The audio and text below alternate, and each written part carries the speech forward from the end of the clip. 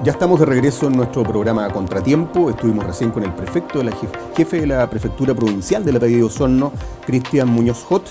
Y ahora vamos a tener nuestro segundo invitado en este programa, en este capítulo. Una persona que es político hace muchos años. Nació el 30 de mayo del año 42. Está a puertas de cumplir 79 años de edad. Contador de profesión.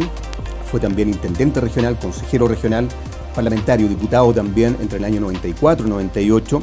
Fue también presidente del holding de la Feria Osorno, entre otros cargos que ha tenido, sin duda alguna, muchos cargos que ha tenido, y usted me corrige, don Harry Jürgensen César.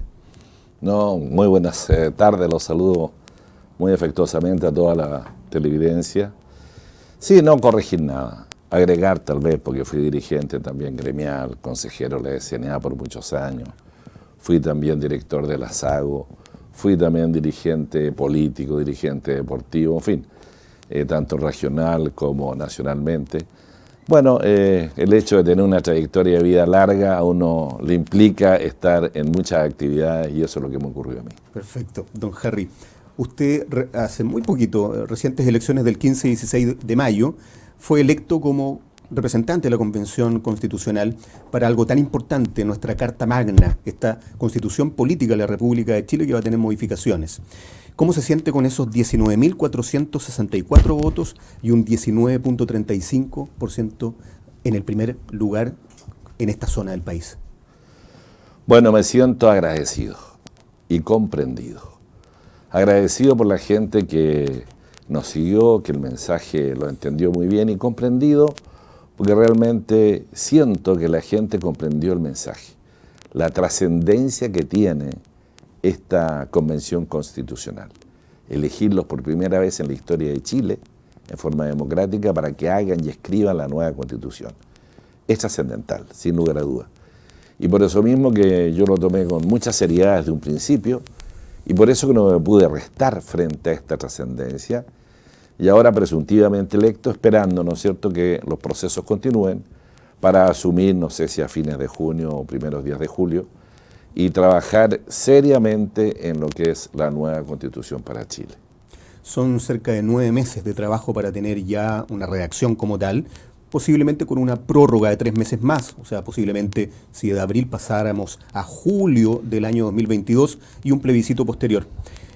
Implica también que hemos tenido que ver resultados con una cantidad de representantes electos para la Convención Constitucional, 37 para ser específicos oficialistas, pero 27 de la lista del pueblo, 17 de pueblo originario y una gran cantidad de personas que son de izquierda y de oposición. ¿Va a ser difícil, don Harry, tener con el quórum de 2/3 una aprobación, llegar a acuerdos? Va a ser difícil por la composición, ¿no es cierto? Porque, bueno, yo cuando estuve en el Parlamento, Sí. Los acuerdos se logran eventualmente a través de los comités, a través de las bancadas. Exacto. Y las bancadas son grupos de parlamentarios que representan a la ciudadanía, pero que están en una idea, en una ideología, en una línea. En cambio, aquí nos encontramos en la Convención Constitucional con muchos independientes, Sí. que por supuesto no están conformados en una sola línea ideológica, sino que son diversas las opiniones que tienen y las fuentes que ellos tienen, las vertientes de opinión también. Y eso hay que respetarlo, pero va a ser difícil llegar a acuerdos, pero aquí estamos obligados a llegar a acuerdos. El tema es que todo convencional constituyente debe tener presente que estamos obligados a llegar a acuerdos, porque eso es el mandato que nos entregó la ciudadanía. Obligados a hacer una mejor constitución, a hacer una buena constitución para todos los chilenos. Entonces tenemos que llegar con el espíritu de acuerdo, con el espíritu de debate, con el espíritu de diálogo, con el espíritu de escuchar y de aportar, y también reconocer en las opiniones de los demás lo positivo que pueden contener. Es decir, esa apertura hay que tener. Lamentablemente yo he escuchado de algunos constituyentes electos una posición totalmente distinta a la que debería tener. Incluso algunos expresan opinión ir en contra del mandato constitucional que tenemos. Nosotros tenemos un mandato constitucional, usted ha dado los plazos, los acuerdos son por 2/3 y el periodo de 9 meses y máximo 3 meses de prórroga. Eso está establecido en la Constitución. Claro. Y nosotros lo que no podemos hacer es cambiar esas condiciones. O sea, la Constitución no podemos cambiarla. No podemos hacer las cosas que hacen los senadores y diputados.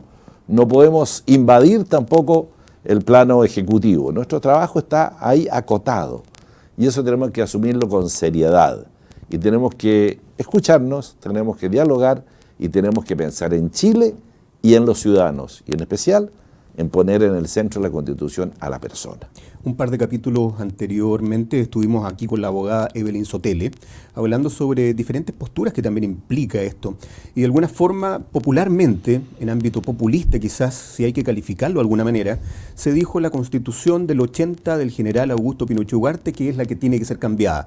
Pero si vamos a la práctica, en el camino, 136 artículos de los cuales 54 han sido modificados, ha tenido muchas modificaciones a lo largo del tiempo, a lo largo de los diferentes gobiernos.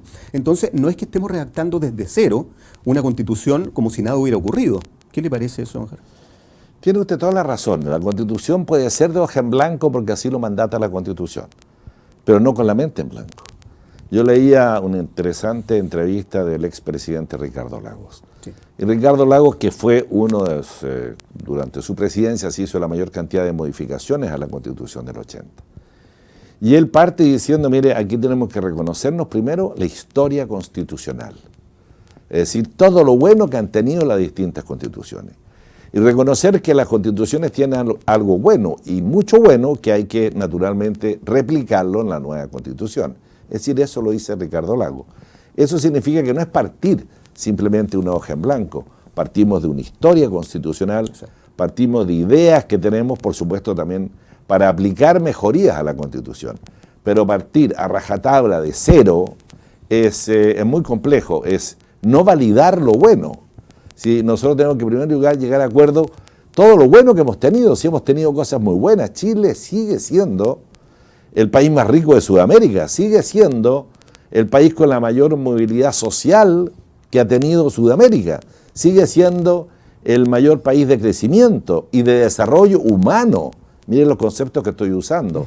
O sea, reconozcamos que Chile está en una muy buena posición. Por lo tanto, aquellos que piensan en destruirlo todo para construir algo mejor, ojo, que siempre la historia hay que considerarla. El pasado tiene que reconocerse para tampoco cometer los errores del pasado y mejorar el futuro. Nuestro compromiso es mejorar la calidad de vida de todos los chilenos. Y si hay desigualdades o hay algunas brechas que hay que mejorar, o hay algunos sectores olvidados o no bien tratados, como por ejemplo los adultos mayores, los pensionados, por supuesto que también, y también en cierto modo también la infancia, que también yo creo que debe ser mejor tratada.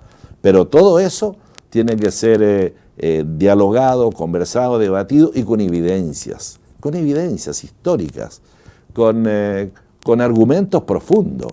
Porque la Constitución no puede improvisarse. Exacto. No puede uno llegar y sentarse por si resulta, pongamos esto. Es algo tan importante, nuestra Carta Magna. Es que estaríamos jugando con el futuro de Chile, jugando con nuestras próximas generaciones. Y no es un juego, cuando estamos hablando, don Harry, de que en cierta medida, lo abordamos también en este programa, el derecho de propiedad es tan importante en el ámbito privado, pero también público. Pero más aún en lo privado, cuando vemos algunos de los convencionales constituyentes electos que por redes sociales están hablando de expropiar, de expropiación. Eso llama la atención sin el ánimo de ser alarmista. Caemos en un riesgo con algunas mentalidades, con algunas visiones distintas a lo que estamos hablando. El derecho a la propiedad, y está demostrado en la historia de la humanidad, no solamente en Chile, es el que permite al ser humano realizarse como ser humano, aplicar su conocimiento, su inteligencia, aplicar su proyecto individual, familiar, es decir, darle valor al ser humano. Eso significa el derecho a la propiedad. Todos en Chile tenemos que tener la opción de ser propietarios. Ojalá Chile se convierta en un gran país de propietarios y no solamente un país de usuarios de sistemas. Y que son propietarios con esfuerzo, además. Porque todas las propiedades se hacen con esfuerzo, y eso hay, no sé, pues miles y cientos de miles de ejemplos en nuestro país. Entonces el derecho a la propiedad es fundamental. Pero yo creo que quienes opinan en contra son muy pocos, son aislados, son los ultras. Pero la gran mayoría de los chilenos, yo estuve revisando una encuesta, está en favor del derecho a la propiedad. El 85% de los chilenos está a favor del derecho a la propiedad. el gran porcentaje de los chilenos valora, por supuesto, la libertad del ser humano, la libertad de pensar, de expresar, la libertad de enseñar, la libertad de ejercerse como ser humano. Ahora es cierto cuando alguien dice, la libertad consiste en elegir, y por supuesto que algunos tienen más posibilidades de elección que otros, y eso en función al nivel social y económico que tienen. Eso por supuesto que hay que mejorarlo para que todos tengamos más opciones de elegibilidad, podamos elegir mejor dónde educar a mis hijos, dónde trabajar, qué estudiar, qué cosa emprender, en fin, esa libertad por supuesto que la voy a defender siempre y con todos los argumentos históricos y las evidencias que existen respecto al ser humano, porque de ahí, donde hay sistemas que le quitan la libertad al ser humano, ahí se produce la calamidad humana también. Y claro, posiblemente se habla sobre el concepto derechos de los ciudadanos, derechos de los individuos, pero estos derechos individuales creo que también podrían ir acompañados de deberes. ¿Qué le parece que también no solamente son derechos, sino que deberes ciudadanos? Totalmente de acuerdo, es decir, claro, cuando yo escuchaba a muchos candidatos constituyentes hablaban solo de derechos, más derechos sociales, más derecho para esto, más derecho para otro, en fin, tal vez mucho pensando en que tiene que haber mucho más deber del Estado para con el ciudadano. Puede ser que eso sea cierto, porque si hay algo que tenemos débil, es el Estado, es el cumplimiento de los deberes del Estado. Entonces ahí donde algunos dicen vamos a darle más derechos o más funciones al Estado, yo creo que están equivocados, porque tenemos que mejorar mucho el Estado para que lo haga mejor que el sector privado. Las diferencias están dadas hoy día por los servicios. Los servicios privados son mejores que los servicios públicos. No bajemos, no hagamos desaparecer los servicios privados, mejoremos los servicios públicos. Eso es lo que corresponde hacer. Por lo tanto, algunos hablan de expropiación, otros hablan de derechos, se olvidan de los deberes. Yo soy especialmente fijado en los deberes patrióticos, en los deberes en función de país. Eso le tocó a Bernardo Higgins por ahí, no sé si me equivoco, año 1811, cuando él también tuvo que ver con un reglamento, con una disposición, donde él dijo, no se preocupen de los derechos, claro, también deberes. Con la primera constitución que se estaba reglamentando, claro, iniciando la conversación. No nos llenemos de derechos que no podamos cumplir. Esa es una situación. Tenemos ejemplos en Sudamérica de constituciones que se llenaron de derechos. ¿Y a dónde están y qué pasa con esos derechos? ¿Quién los cumple? No se cumplen. Entonces tiene que haber balances. Estos balances tienen que estar en la vida de uno y tienen que estar también en la Constitución. De tal forma que cuando uno le entrega un deber a alguien o a una institución, debe también ponerle inmediatamente el balance de fiscalización. ¿Quién va a fiscalizar que se cumpla ese deber? Claro. Cuando uno pone un derecho, ¿quién va a cumplir que realmente no se viole ese derecho por omisión o por acción del Estado? ¿Quién va a verlo? Esas son balances que en nuestra Constitución están débiles y quizás sea necesario, por supuesto, fortalecer. Para que los derechos que tenemos establecidos, si nosotros los chilenos tenemos muchos derechos, ¿quién los debe cumplir? El Estado. Y el Estado no cumple muchos de esos derechos. Por ejemplo, el vivir en una atmósfera sana, libre de contaminación. Sobre todo acá en Osorno. Aquí estamos en Osorno. En Osorno todos los años estamos viviendo con contaminación. Mi derecho es que yo no debo respirar aire contaminado, sin embargo respiro todos los años. ¿Quién tiene el deber de proporcionarme ese derecho? El Estado. ¿Por qué lo proporciona? Porque tiene mucha dificultad en proporcionarlo. Entonces ahí hagamos las correcciones correspondientes para que el Estado cumpla con su deber, pero cumpla realmente. No pongamos tampoco letras muertas en la Constitución, que es otra cosa que muy a menudo pasa cuando hay tanto entusiasmo de hacer constituciones. Claro, con un Estado quizás más facilitador, más activo, proactivo. Y también, hablando sobre temas estatales, ¿la autonomía del Banco Central pudiese ser también un tema que hay que considerar? Pero por supuesto, la autonomía del Banco Central es absolutamente indispensable.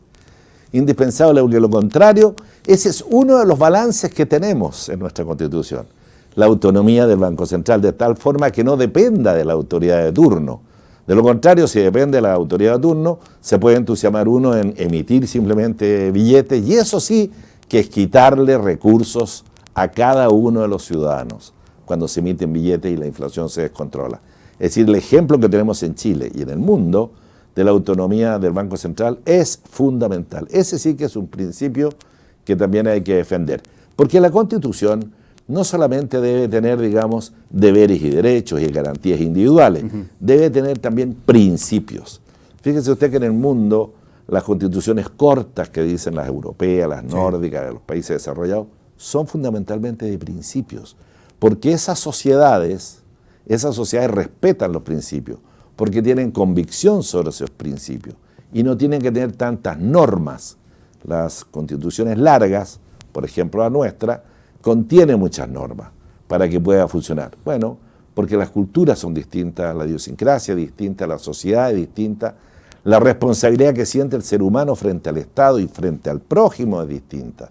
Entonces, ojalá seamos tan capaces en Chile, y eso debería ser nuestro objetivo, nuestro sueño de constituyente, es hacer una constitución que impacte favorablemente la cultura chilena, que tenga un impacto en la cultura, de tal forma que cambiemos la cultura chilena, se mejore la cultura chilena y todos tengamos más sentimiento de solidaridad, más de amor al prójimo, más de cuidado y autocuidado, en general una sociedad más responsable y también más solidaria.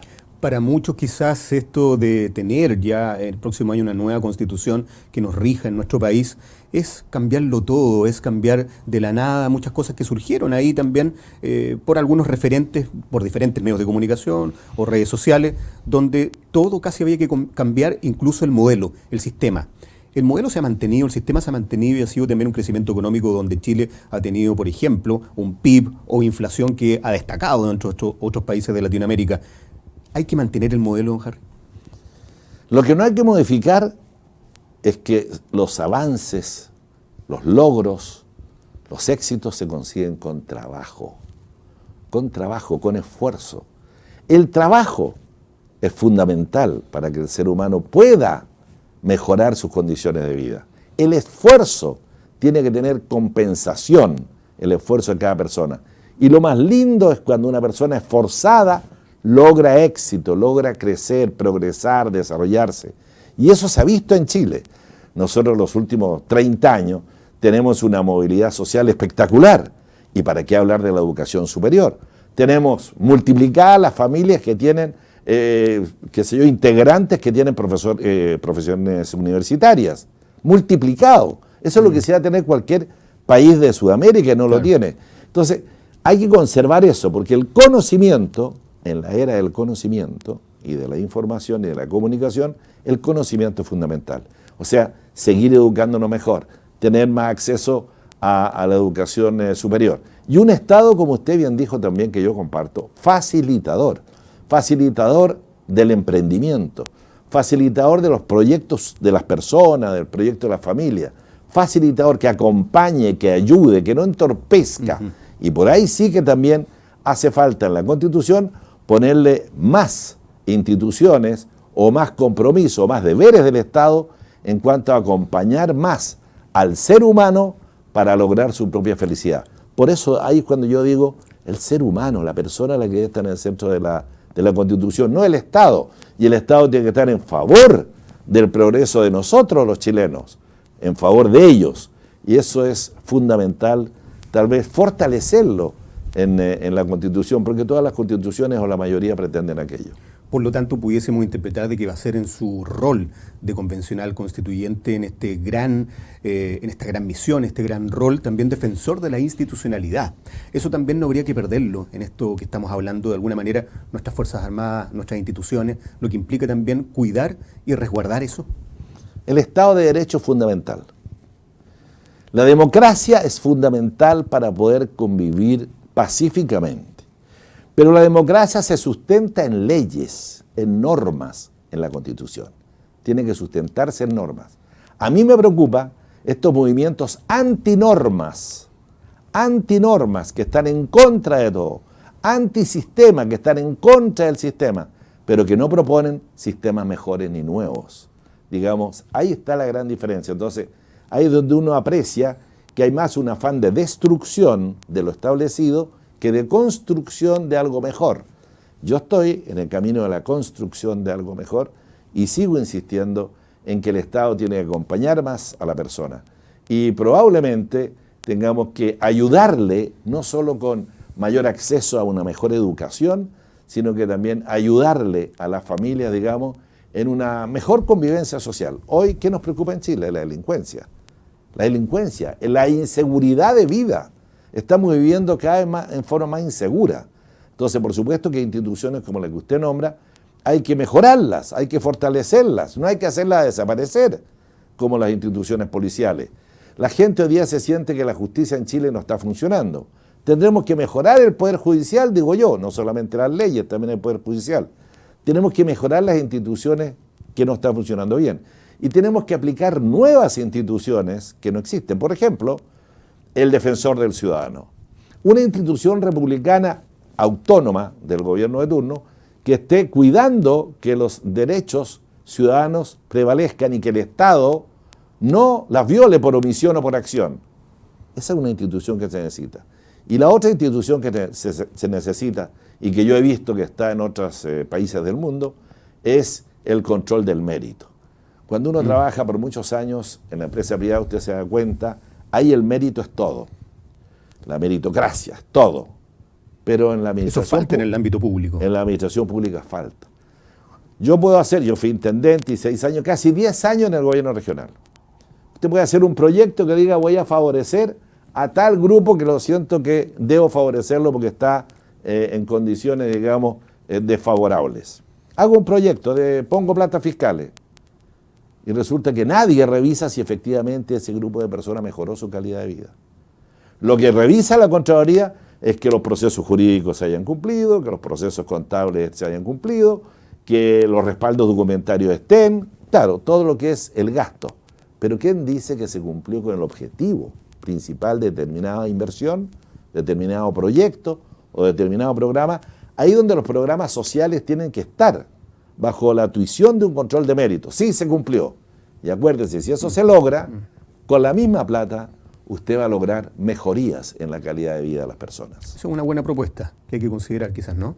La tengo considerada también dentro de mis análisis. Tiene una carpeta ahí cuando le corresponde hacer parte de esos 155 que van a estar ahí. Por supuesto que tengo una carpeta. Además he recibido mucha información de toda mi campaña. Yo me he juntado con miles y miles de personas. Sí. Me he juntado con decenas y decenas de organizaciones sociales, gremiales, sindicales.